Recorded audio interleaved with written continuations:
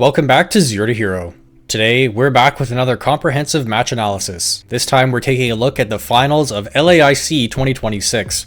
If you're new to this series, here we take an in-depth look at high-level Pokémon VGC matches. We give a rundown of each player's accomplishments, take a look at their teams, and the matchup, then break down the set, giving a turn-by-turn analysis as we go. We consider what plays they made, why they made them, why the plays were good, as well as taking note of any possible misplays or alternative plays that could have made and still been good. The purpose of this is to help you see why players make the plays that they do, to help you improve your own gameplay. Just before we get into it, make sure to subscribe, leave a like, and comment which match you'd like to see next. Our contenders this time are Juan Salerno from Argentina, facing down the 2025 Japan National Champion, Yuma Kinugawa. Juan is touted as one of the best players in Latin America, while Yuma is undoubtedly one of the best players from Japan. Both of these players have a strong list of notable achievements. Let's take a look at Juan's first. He won the 2025 Rio de Janeiro Regionals, making him a regional champion. He also won the 2019 Oceania International event, but in the seniors division.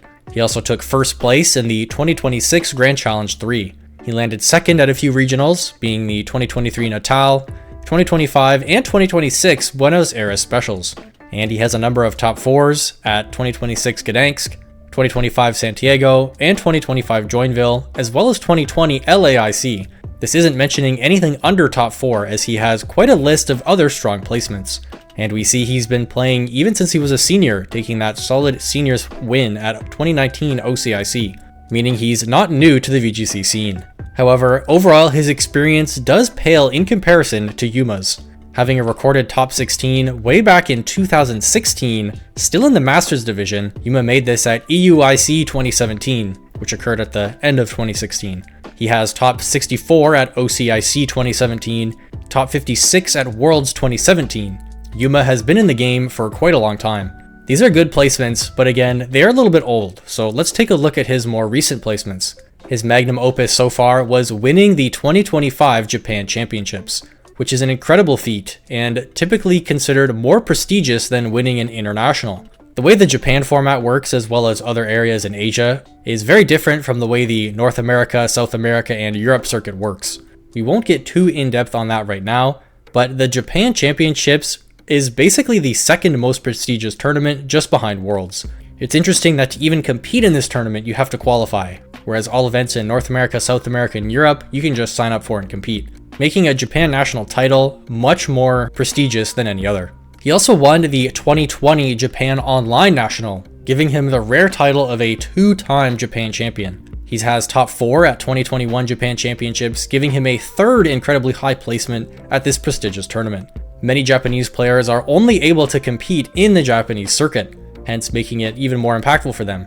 Yuma, however, does have a few placements outside of Japan, including top 8 at NAIC 2025 and top 16 at Brisbane 2025. He's also been to Worlds a number of times, and his Worlds placements are very solid as well, with top 26 at Worlds 2022, top 32 Worlds 2024, and top 124 at Worlds 2025. Playing in the Japan circuit means he has attended far less regionals or internationals than other players, but even having one top placement at a Japan championship is an incredible feat. So having 3 results at the Japan National Championships holds a lot of weight. So with this VGC veteran Yuma facing off against the relatively fresh, at least to the Masters scene, Juan, what are the teams looking like? Let's take a look at Juan's team first. It's a variation of an incredibly common Reg H balance team, running Ursaluna Blood Moon, Incineroar, Sneasler, Rillaboom, Dragonite, and Goldengo. These are all standard picks, and it's very similar to this team that was running Rampant earlier in the format, but with Dragonite over Ninetales. Let's go over the standard Pokemon first, then take a look at the adjustments he's made to the team. Incineroar is quite standard, with the usual Fake Out, Parting Shot knockoff, and Flare Blitz. But rather than have safety goggles, which is very common in this format, he opted to go for a Citrus Berry for increased longevity and bulk. Trust me when I say Citrus Berry on Incineroar makes a huge difference on how much damage it can take. He does have a Grass-type Pokemon in Rillaboom on the team, and Good as Gold on Goldengo, giving him 2 Spore immunities from Amoonguss, making safety goggles less necessary.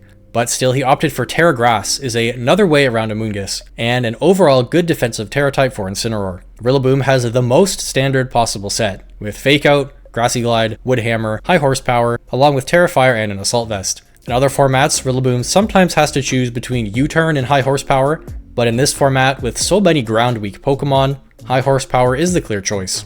Dragonite is another standard set, with Scale Shot, Haze, Tailwind, Protect, and Loaded Dice. One difference, however, is that this one is running Terra Steel, where most tend to run Terra Fairy.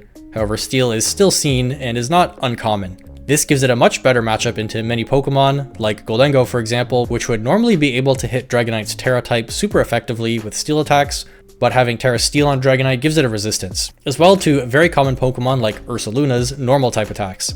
Having two Fake Out users on the team in Incineroar and Rillaboom, there's often some sort of setup Pokemon to go along with this strong Fake Out pressure. Goldengo does have a standard set, but it is one of these setup Pokemon that can benefit from the dual Fake Out support.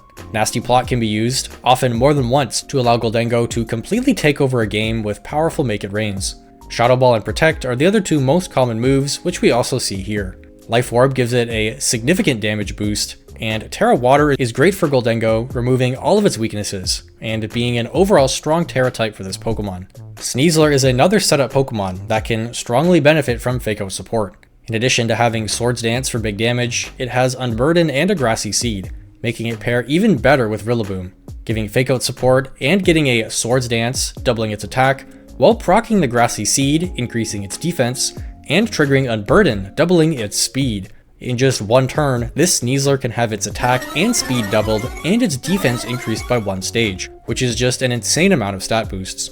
A relatively recent development in Reg H has been Acrobatics on Sneasler, which takes advantage of having no item after the Grassy Seed has been consumed, giving it 110 base power. Combined with Terra Flying, Sneasler can gain stab on this incredibly powerful attack. This allows it to deal huge damage and one-shot anything weak to flying.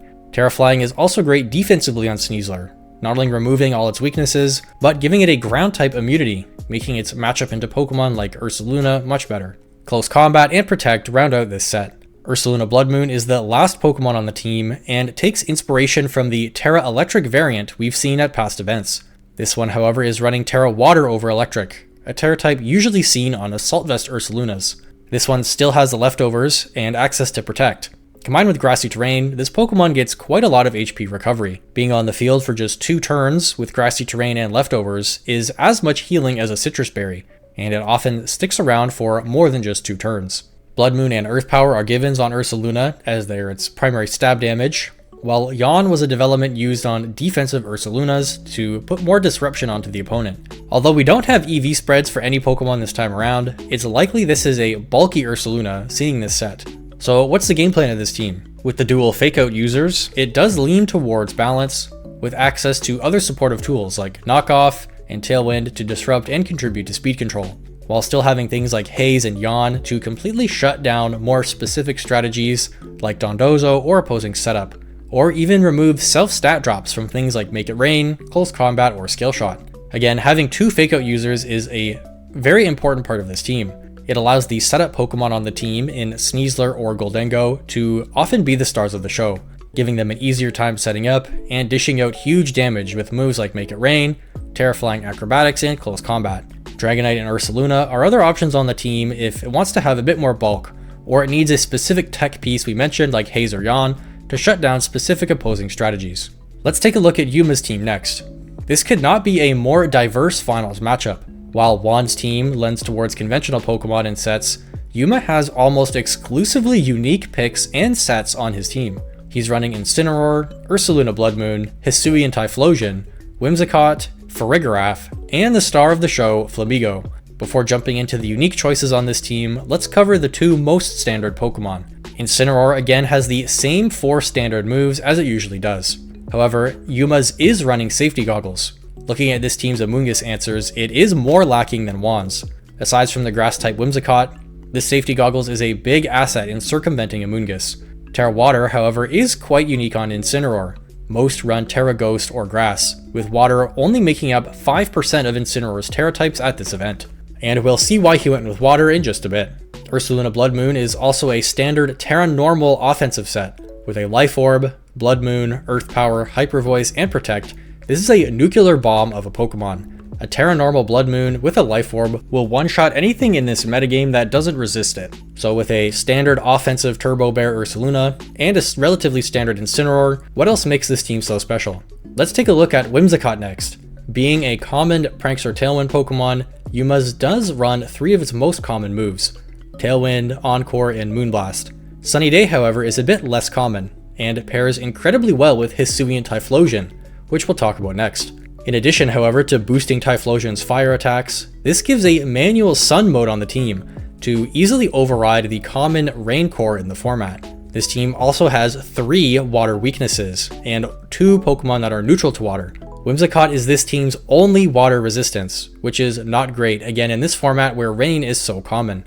Sunny Day essentially gives the other 2 water neutral Pokemon a resistance when it's up, and it removes the water weaknesses from the other 3. Most Whimsicott run Covert Cloaks to avoid fakeouts, but with Farigiraf on the team, Yuma can choose to forego Covert Cloak for a Babiri.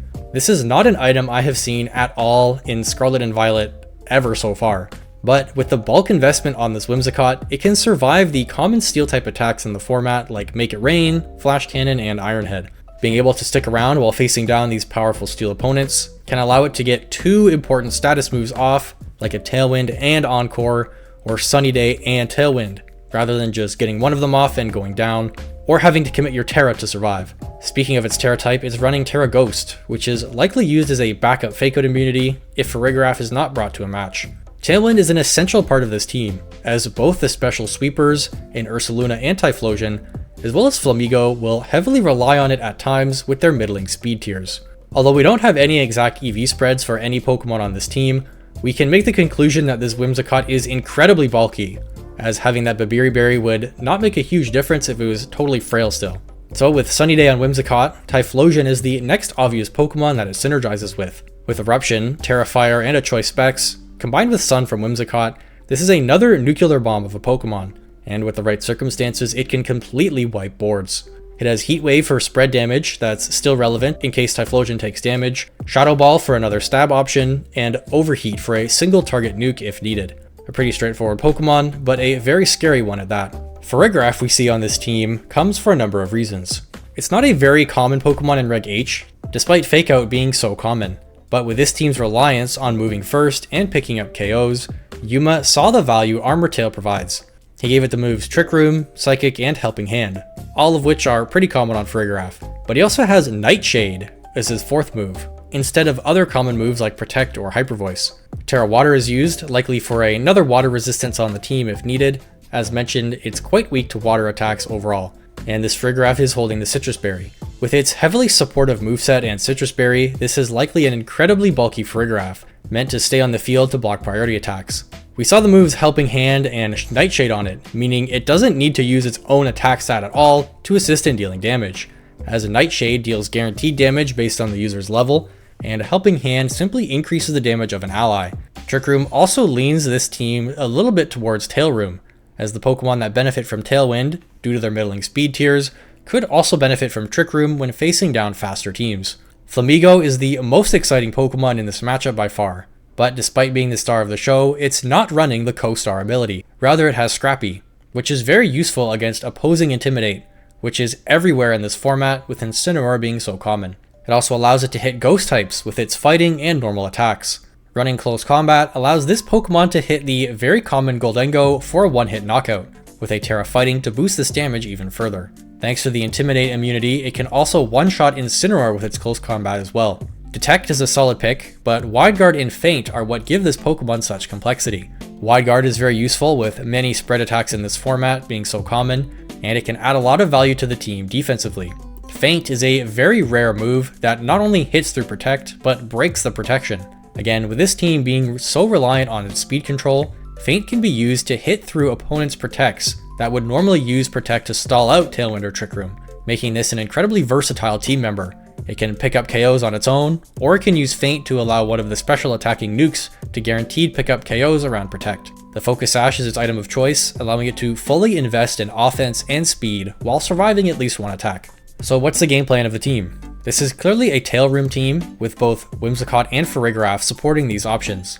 It seems to lean more into the Tailwind aspect, as Typhlosion and Flamigo are on the faster side, and Ursaluna is also likely heavily invested in speed. But securing speed control and sweeping with one of those two strong special nukes is the primary goal. The other Pokemon on the squad really support this game plan. Farigiraf can be brought, even without the intent of setting Trick Room, just to block priority attacks, which would circumvent the team's speed control. Flamigo can hit targets like Incineroar and Goldengo, that normally wouldn't die to fighting attacks, and they might otherwise survive the fire and normal attacks of Typhlosion or Ursaluna. And as mentioned, it can use Feint to punch through opposing protects. Incineroar is Incineroar and is always a good Pokemon to help repositioning and lock down the opponent. And we'll see how Yuma uses Incineroar incredibly well in Game 2. So what is the matchup like? We know Yuma wants to dish out big damage quickly with Typhlosion or Ursaluna, so he really needs to decide which one is better for this matchup. Juan likely wants to set up with Goldengo or Sneasler, but this will be very difficult with the immense immediate offense from Yuma. He will need to use his defensive tools to slow Yuma down, and to get in damage where he can while playing the long game. Typhlosion is incredibly scary, but it could be walled by Incineroar. Terra Water Ursaluna can also wall it out, and it could go down to a Scale Shot from Dragonite, which can also survive a strong fire attack thanks to its resistance and multi-scale. Ursaluna and Dragonite are very likely brings from Juan. As mentioned, the Terra Water can take on Typhlosion, and the multi-scale can allow Dragonite to take any strong hit, including a Blood Moon. Sneasler is an important piece for Juan as well, as its close combat will deal huge damage to Ursaluna, as it's running Terra Normal, and it can't Terra out of its fighting weakness. Acrobatics also threatens KOs on Whimsicott and Flamigo, while Terra Flying Acrobatics can KO Typhlosion, and with its Unburden boost, it can outspeed all of Yuma's Pokemon even if they have Tailwind up, making this a very important bring. If he's relying on Unburden at all with Sneasler, he'll also likely bring Rillaboom to actually benefit from his Unburden and Grassy Seed. Goldengo is a tricky bring for Juan, as its typing is weak to Yuma's special sweepers, and it's slower than Typhlosion, and not to mention vulnerable to the scrappy Flamigo. As mentioned, Rillaboom is a likely bring if he brings Sneasler, but Incineroar is a bit more of a tricky bring. Both of these Pokemon have priority attacks that can be completely negated by Farigiraf, and Incineroar's Intimidate really provides no value in this matchup thanks to the only physical attacker from Yuma, his Flamigo, having Scrappy, making it immune to Intimidate. Any one of these last three of Goldengo, Rillaboom, and Incineroar could come, but they might end up being swapped between games as Juan adjusts. As for Yuma, Ursaluna Blood Moon is the best pick for sweeping over Typhlosion here. The Incineroar, Dragonite, and Terra Water Ursaluna from Juan would just prevent Typhlosion's fire moves from taking over, and it does need more setup than Ursaluna to get going, wanting both Sunny Day and Tailwind to pick up those big one-hit knockouts. However, Ursaluna really just needs the Tailwind.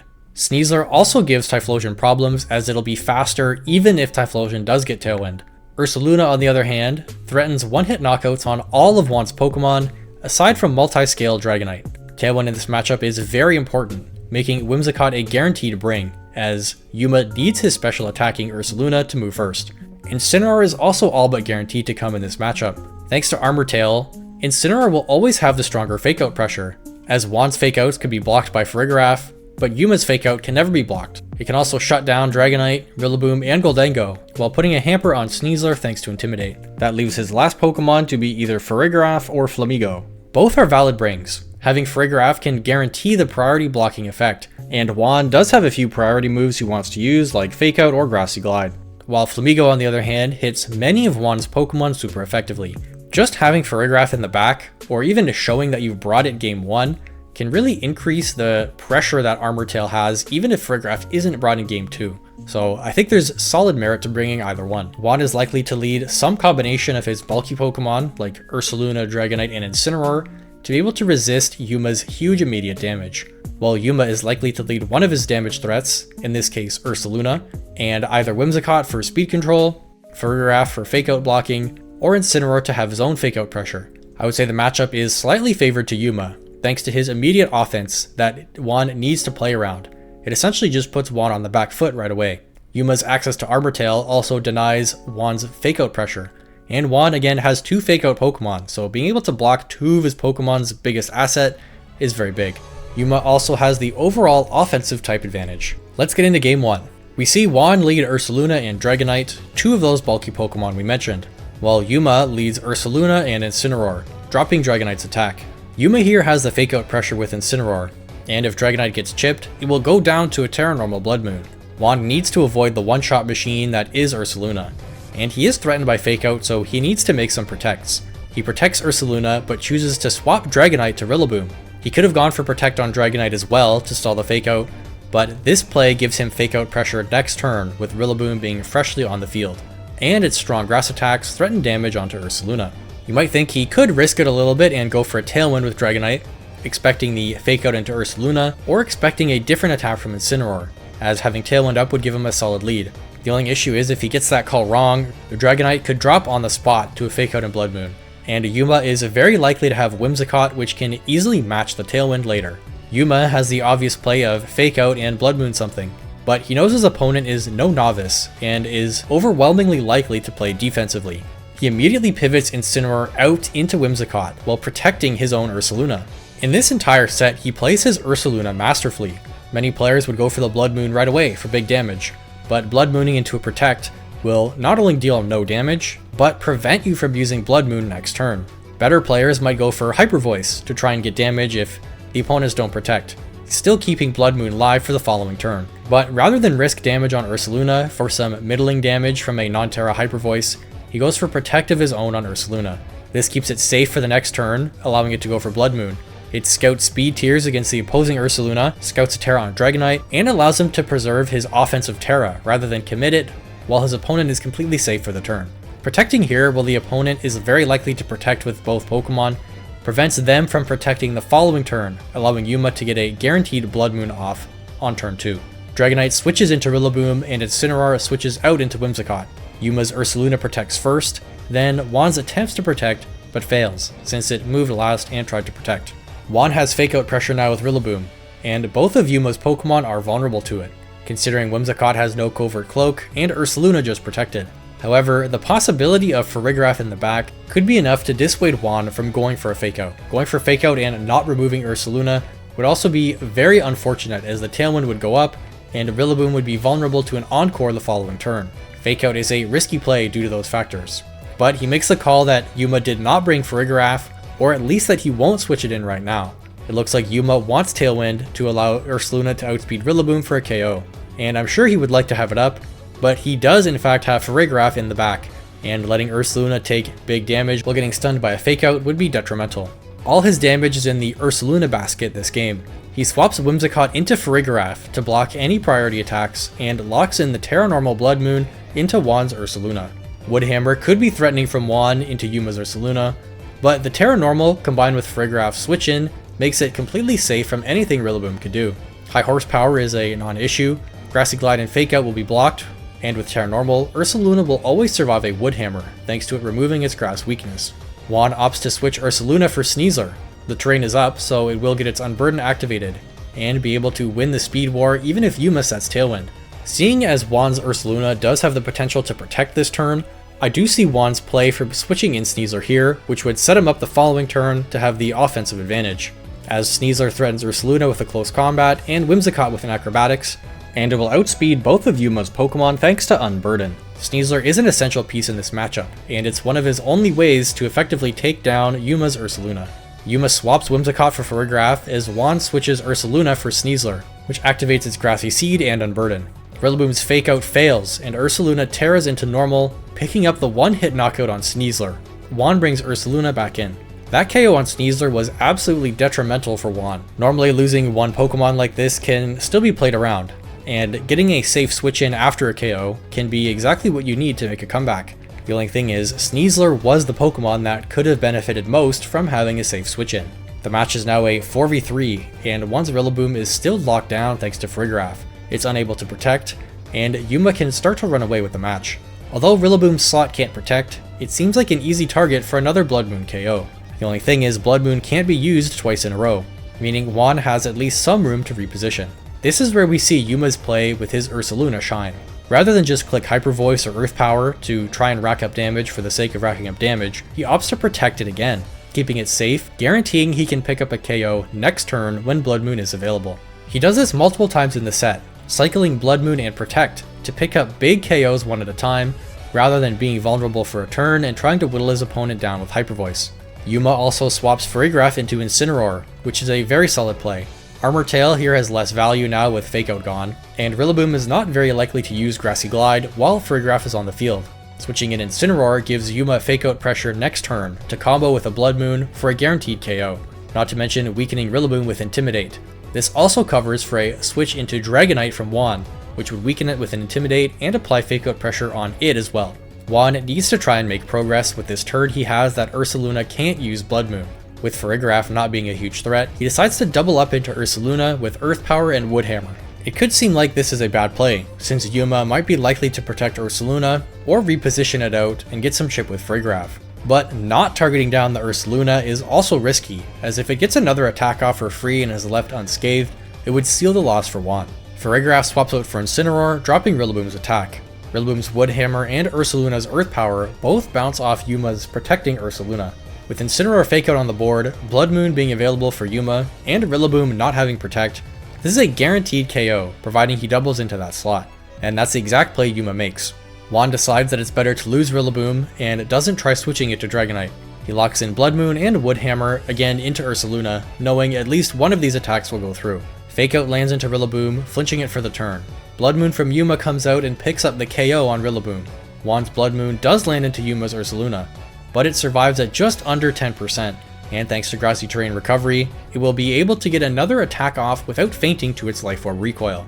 Dragonite comes in on Juan's side. The situation is incredibly dire for Juan, but he still has a slim chance. Yuma's Ursaluna is incredibly low HP and is slower than Dragonite. If he can take out Ursaluna, which is where all Yuma's damage is, he will still have a chance to come back into the game. However, at this point, he likely knows that Yuma will protect it again, since it can't Blood Moon right now. And Yuma needs to secure speed control with it, seeing as it's slower than Dragonite at this point. He opts to double into Incineroar, hoping to make progress, blocking in Earth Power and Scale Shot. Yuma, however, sees the threat of a Tailwind from Dragonite is significant, and if Dragonite were to attack, it only has Scale Shot, making a switch here to Whimsicott his best play while he protects Ursaluna. Whimsicott not only resists the Ground-type Earth Power, but is immune to Scale Shot. More importantly, it can match Dragonite's Tailwind should it go for it, or it can even Encore Dragonite into Tailwind the next turn.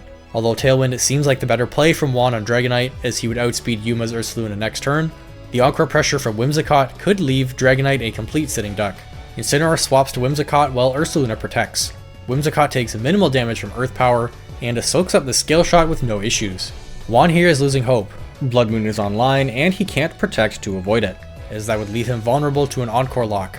Whimsicott is likely to Tailwind here, which would let Ursaluna move first and pick up a KO on Juan's Ursaluna.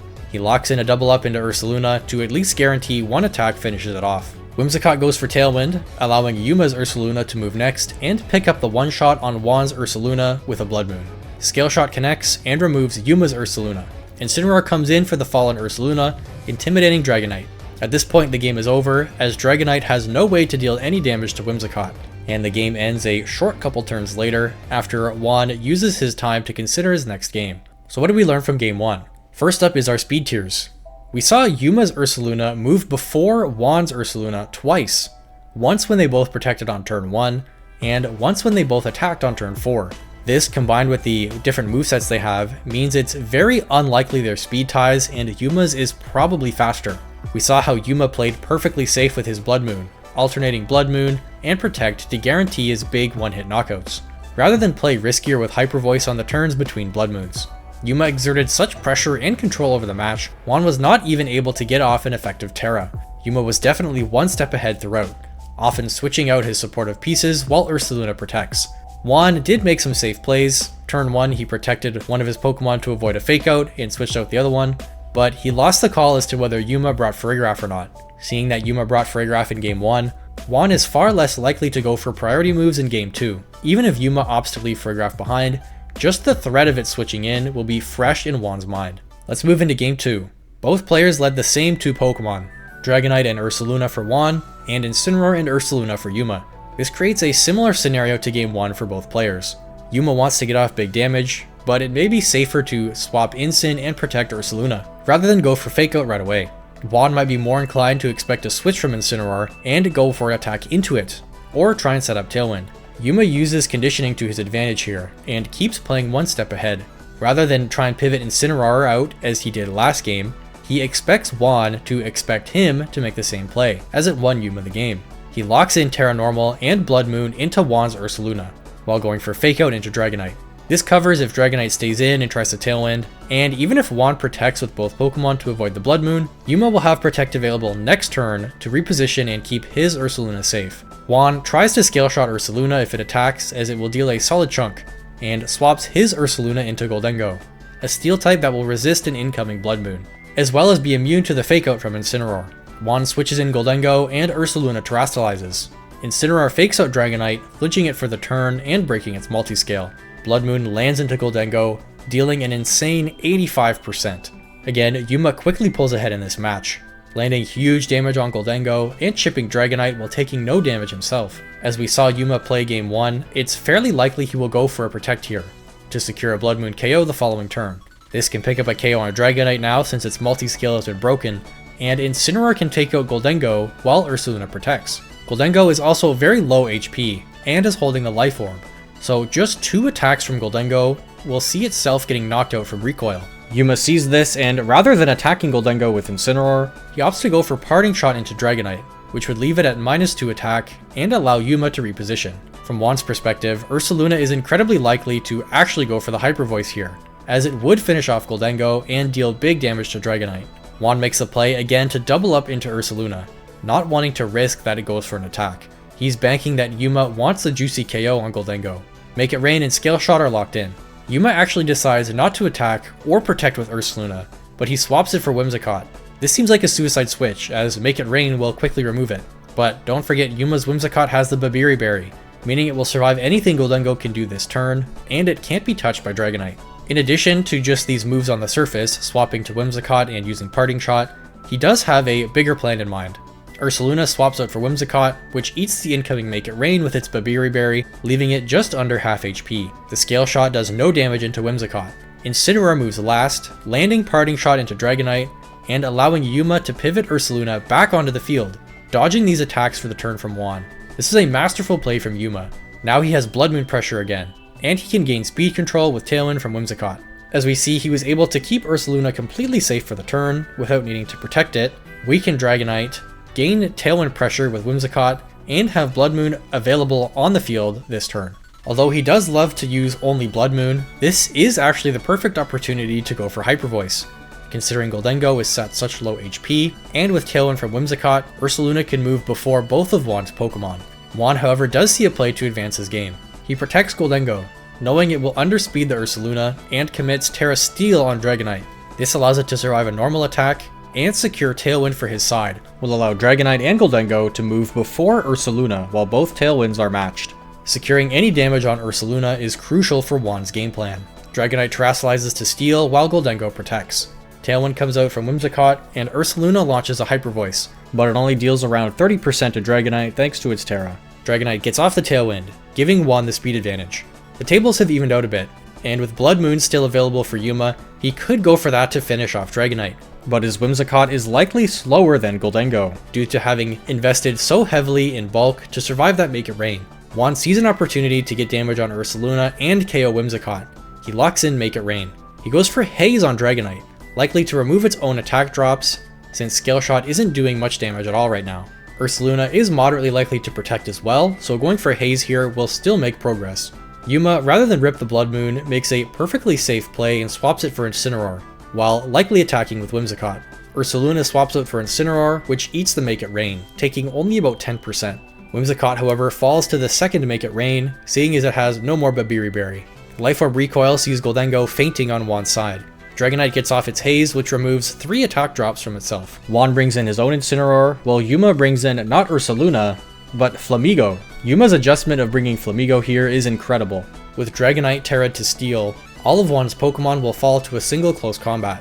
Not only that, but Juan cannot slow down Flamigo with Intimidate thanks to its Scrappy ability. And Flamigo has a Focus Sash, so Juan will need 2 attacks or a Scale Shot to remove it. With Flamigo having the speed advantage, however, the situation is not looking good for Juan. Yuma could decide not to play any Fake Out games and protect both his Pokemon to avoid Juan's Fake Out for this turn. At this point, Juan's only way out of this game is to stall out the remaining Tailwind turns, use Fake Out from his Incineroar to lock down Flamigo, and hope to keep Dragonite alive to set another Tailwind to gain the speed advantage, and then use Dragonite to take out Flamigo with Scale Shot. Now that is a lot of criteria, and only having one Fake Out user online as well as a weakened Dragonite, makes this a very difficult win con to achieve. And that means Dragonite is essential for this win con. Despite not having the odds in his favor, Juan does play to his out. He protects Dragonite and swaps Incineroar into Ursaluna.